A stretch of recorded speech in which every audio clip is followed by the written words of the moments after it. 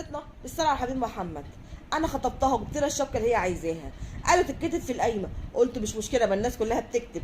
المهم بعديها مده الشبكه اختفت من ايدها، قلت جاي شايلاها لحد ما جه ايه فرحنا دخلتنا، برضه مش لابساها. جت بيتي برضه مش لابساها. فين يا بنت شبكتك؟ مش عايزه تقول. فين يا بنت شبكتك؟ اتاري ابوها خدها ليه يا بنتي ويكمل بيها الجهاز.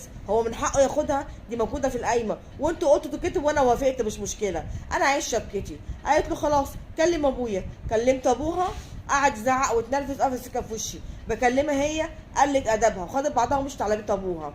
كل ما اكلم مع حد يزعقوا معايا، لحد ما في يوم لقيتها بتحن كده، عايزه ايه؟ عايزه ارجع. قلت لها خلاص هات الشبكه وانت جايه. ما رضتش، قالت لا، وراح مزعقه وبهدلت الدنيا وقلت ادبها عليا. عرفت انها كانت عايز ترجع عشان تاخد بيت الحاجه وانا مش موجود في البيت. دي ناس تتامن؟ دي ناس ارجعها بيتي تاني؟ هم خدوا شبكتي، ينفع؟